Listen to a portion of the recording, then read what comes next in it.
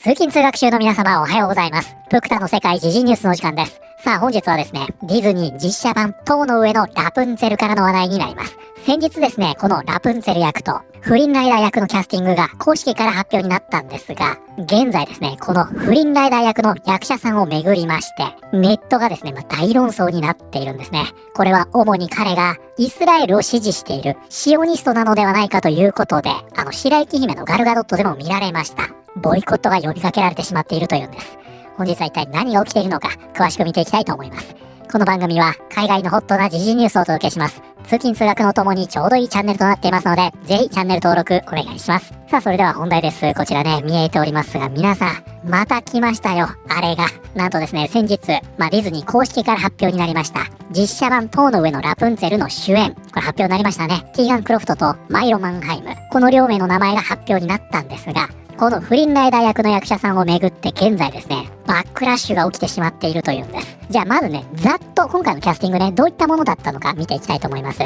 実写版塔の上のラプンツェル主演が決定。ティーガン・クロフト、マイロ・マンハイム。これね、ハリウッドリポーター独占記事になっています。ウォルト・ディズニー・ピクチャーズは2010年のアニメ映画を実写化する塔の上のラプンツェルの主演キャストを発表した。スタジオはオーストラリア出身、新進気鋭の女優、ティーガン・クロフトとディズニーチャンネルのミュージカル映画、ゾンビーズシリーズで知られるマイロ・マンハイムを、それぞれ魔法の神を持つ好奇心旺盛で勇敢なラプンツェル役と、彼女を塔の牢獄から逃がす盗賊フリンライダー役に起用した。ということでね、この両名がね、公式から発表になりまして、現在はですね、以前、スカーレット・ヨハンソンがね、検討していると報じられていました。ゴーデル役が秋になっていると。ここまでが最新のアップデートとなっていました。するとですね、今回ね、問題になりましたのが、こちらの役者さんだったんですね。フリンライダー役のマイロ・マンハイム。それがね、こちらになりますが、マイロ・ジェイコブ・マンハイムはアメリカの俳優。ユダヤ人であり、ロサンゼルスにある無神論、世俗系ユダヤ団体、ショーレムコミュニティでのバルミツワーの学習の中で、このね、バルミツワーっていうのはユダヤ教の成人の儀式のことです。この学習の中で、年齢を問わないアクティビズムと題したテーマを探求した。ということでね、一応彼はね、ユダヤ人ということなんですが、つまりね、原理主義的なユダヤ教ではなくて、かなりね、リベラル寄りな、進歩的な立ち位置をとっている人物だということですね。そしてね、今回これをね、様々なメディアが報じているんですが、このようになりました。ファンたちがイスラエルを理由に、塔の上のラプンツェル実写リメイクのボイコットを呼びかけている。マイロ・マンハイムがフリンライダー役にキャスティングされたことを受け、彼の過去のパレスチナやイスラエルに関する公の発言やオンライン上の活動を理由にボイコットを呼びかける声が上がっている。長らく待ち望まれていた塔の上のラプンツェル実写リメイクは2026年初頭の制作開始に向けて動いているが、この発表は熱狂一色ではなく拡大するオンライン上のボイコット運動を引き起こした。反発の中心はラプンツェル役のティーガン・クロフトの相手役としてフリンライダーにマイロ・マンハイムが起用された点にある。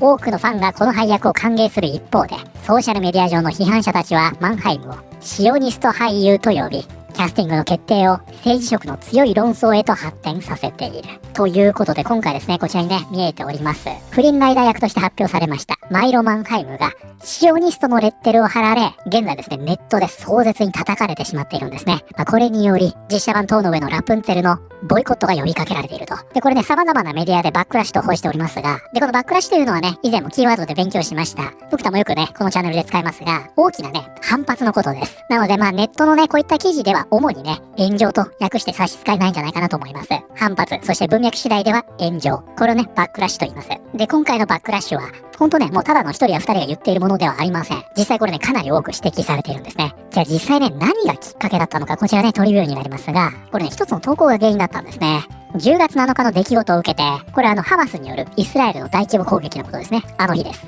10月7日の出来事を受けて、マンハイムはインスタグラムにイスラエルでの攻撃によって影響を受けた全ての人々に心を寄せていると投稿。しかし、ガザにおけるパレスチナ人のジェノサイドについては、これまで何も発信していない。また、ファンの間では、公然たるシオニストとされるミュージシャンのマティシュヤフとの交流にも注目が集まっており、ソーシャルメディア上で共有された新イスラエル系コンテンツに対するコメントやいいねなども指摘されている。ということでね、こちらにそのスクリーンショットがあるんですが、ここでね、10月7日の攻撃を受けまして、イスラエルに対して、それをいたわるような投稿というのをしてるんですね。で、さらには、シオニストとしてのね、発言や活動で知られております。ユダヤ系のミュージシャンですね。マティシアフと言いますが、彼と親交があってね、彼の投稿にいいねをしていると。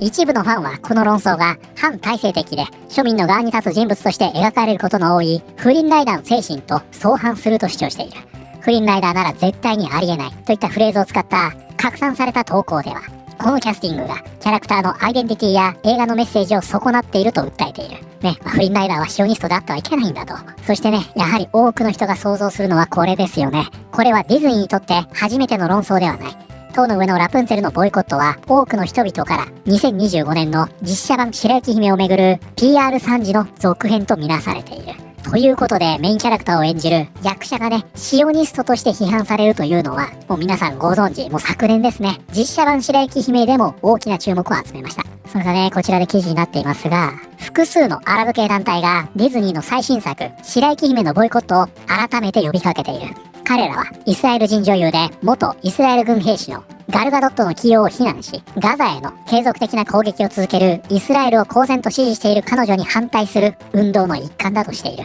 そしてここね、ボイコットキャンペーンとあります。このボイコット運動はヨルダン、バーレーン、レバノン、チュニジア、エジプトなどアラブ各地の様々な団体によって支持されており、いずれもイスラエルとの文化的な正常化に一貫して反対している。彼女を白雪姫に出演させることは彼女のイメージを浄化し、イスラエルの侵略行為への揺るぎない支持から目をそらせようとする試みだ。ガルガドットをめぐる論争は文化的、政治的問題に絡む一連の困難に直面してきた同作の波乱に満ちた歩みにさらに拍車をかけている。というようなことで、この白雪姫もね、このシオニストという文脈でガルガドットもですね、ボイコットの一員とされていたんですね。実際にここに反対している人、組織というのはありました。ただ白雪姫に関してはですね、もう作品が作品でしょ。我らが親善大使レイチェル・ゼグラーさんも、壮絶な炎上をしましたが、もうそれ以前にね、作品がひどすぎたんで、この白雪姫に関してはガルガドットへのね、このボイコットというのがどこまで影響したのかというのは読めないんですよね。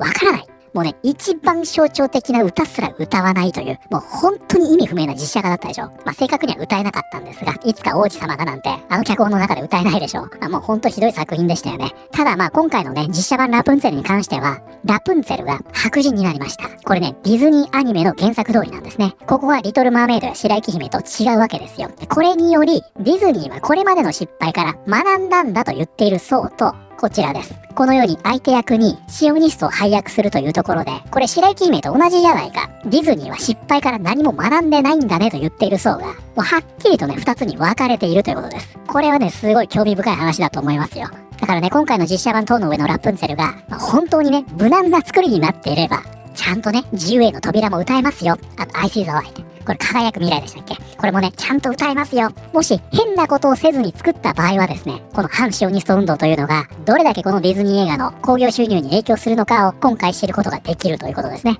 実際ね、名前で検索するだけで結構出てきますよ。これもそうですね。マイロ・マンハイムが主演に起用されたと発表された後、ボイコットを求める声が広がっている。そしてこちらもそうですね。なぜディズニーは見た目が似ている、問題のないジョーダン・ゴンザレスを起用することができたのに、マイロ・マンハイムを雇ってしまったのか。そしてね、もうこんな画像なんかも出回っておりまして、マイロ・マンハイムはシオニストで、ジェノサイドを支持している。私がマイロ・マンハイムを叩いてるツイートに全部いいねしているところ、ディズニーは白雪姫の大失敗から何も学んでいない。シオニストのガルガドットを起用して映画は大こけした。これは絶対違いますけどね。そして今度は、塔の上のラプンツェルにシオニストのマイロ・マンハイムを連れてくるなんて、本気なのか、本当に馬鹿げている。このプロジェクトのボイコットを続けよう。ということで彼の名前で検索するだけで彼をね、シオニストとして叩く投稿が大量に出てくるというような状況になっています。はい、ということで本日はですね、先日発表されましたディズニー実写版塔の上のラプンツェルのキャスティングをめぐり、現在ネットではボイコット運動が繰り広げられているという話題を見てまいりました。